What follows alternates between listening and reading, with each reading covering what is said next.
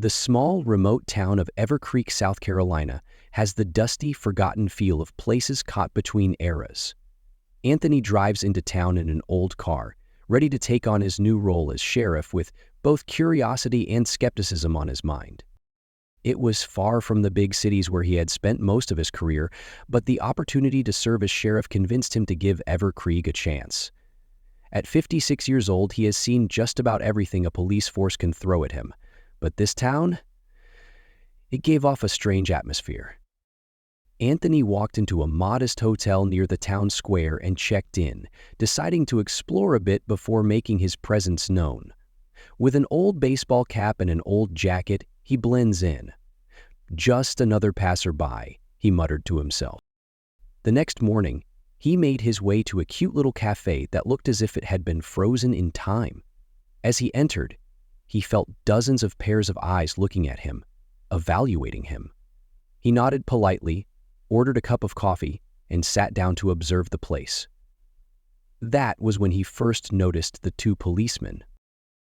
Larry and Brian, badges shiny, sat at a corner table giggling about something private. Anthony didn't miss their sideways glances at him or the way their smirks widened every time they looked at him. He knew that look well. It is the look of men accustomed to wielding power and abusing it. The way they smiled and stole glances at him, he could tell that they considered him a nobody. As Anthony walked out with his cup of coffee, he heard a mocking voice behind him. "Hey, old man," the taller of the two, a skinny blonde guy named Larry, called. "Are you lost or something? This is not a scenic route." Anthony kept his expressionless. "Just passing by," he replied, not trying to explain further. He turned away, but he could feel their eyes burning into his back as he left the cafe. Something told him that his time here was about to get more interesting than he expected. The next morning, Anthony decided to go jogging, thinking it would help him get a feel for the place. He had just broken a drop of sweat when he heard the rumble of a patrol car passing by. Larry and his partner Brian, of course. Larry leaned out the window with a smirk. "Lost again, old man," he smirked. "Just wanted to get some fresh air," Anthony replied calmly, without pausing. "Strangers certainly aren't welcome here," Brian, Larry's partner, chimed in with a smirk. Anthony stopped, placing his feet firmly on the ground. It seems a bit excessive for two policemen to have to follow someone who's just jogging, don't you think? Larry narrowed his eyes. "Just doing our duty, keeping the peace." He got out of the car, and before Anthony could react, he patted his pocket, making a show of searching him. Anthony gritted his teeth, fighting the urge to push back. He knew he had to stay calm and let things happen. "Am I free to go?" he asked evenly. "Oh, you're free to do a lot of things," Larry replied, smirking. "But remember, strangers don't stay here long."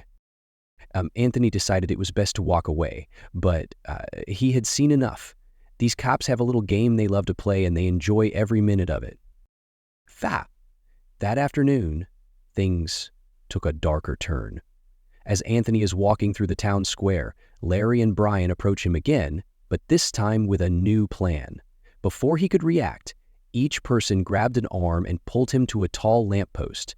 Larry grinned at the small crowd gathered around. "Ladies and gentlemen," Larry announced with a mock bow, "we have a big city troublemaker here." Anthony's hands were tied tightly around the pole, and he could only watch as Larry and Brian walked back and forth, teasing him. A few locals pulled out their phones and recorded the scene, while others chuckled and shook their heads. Anthony kept a neutral expression, but inside he was seething. By the next morning, clips of the incident began circulating online, causing immediate public outrage. The footage shows Anthony, the new sheriff, tied to a lamppost in the town square, being publicly taunted by two cops, Larry and Brian, who appeared to be unaware of his identity. Viewers were appalled by the officer's disrespectful behavior, which was more consistent with ritualistic bullying than professional conduct. As the video gained attention, comments flooded in, demanding accountability and justice for this public humiliation. People questioned how such actions could happen in a police department, fueling online debates about respect, authority, and abuse of power. The story quickly caught the attention of local news outlets, who picked up the footage and ran it with the headline, "New Sheriff Tied Up by His Own Cops." It wasn't long before reporters arrived in town, eager to get a closer look at the case that was now making headlines. Interviews with townspeople revealed mixed reactions, from those who defended the police actions as traditional to others who condemned the behavior as unacceptable. Under increasing public pressure, the local police department is forced to react, opening an investigation into Larry and Brian's actions. What started as a joke became a full-blown scandal, bringing a much-needed spotlight on the culture within the force. "Boss, we have seen the footage. Go down to the station and clarify everything." The day after the incident, Anthony walked into the police station in full uniform, his badge gleaming in the light, the authority of his position unmistakable. As he entered, the usual chatter in the station subsided. All eyes were on him, including Larry and Brian, the two cops who had publicly humiliated him just hours before. At first, they didn't seem to recognize him in his uniform, but when they did, their expressions changed from confusion to shock. "Gentlemen," Anthony began, his voice even and cold, "we need to discuss the events that took place yesterday." He looked at them, letting a heavy silence fill the room.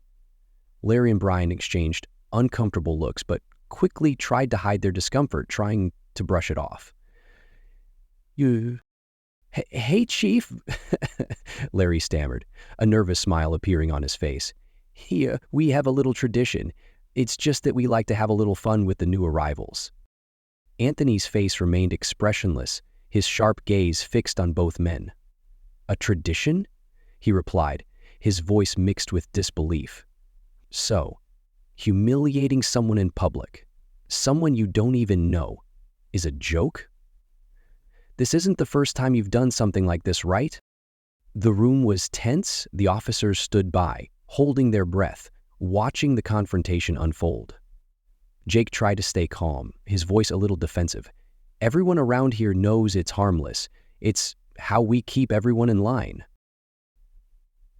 Anthony took a step closer, his expression hardening. "Keep people in line?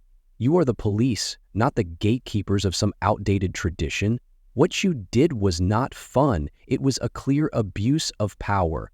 And as your new chief, let me be clear, this type of behavior has no place in my department." In the following days, the aftermath of the incident quickly became a full-blown scandal that shook the town to its foundations. Clips of the public humiliation went viral, and the news spread like wildfire to every corner of the community and beyond. Outraged, residents demanded answers, questioning the integrity of a police department that allowed such abuse to go unchecked. Rumors arose about the officers' past actions, and stories began to emerge from residents who had witnessed or experienced the rough actions of Larry and Brian. Many described feeling threatened, with some admitting they had been afraid to speak up. Until now. Soon, crowds gathered outside the police station, holding signs and chanting for justice.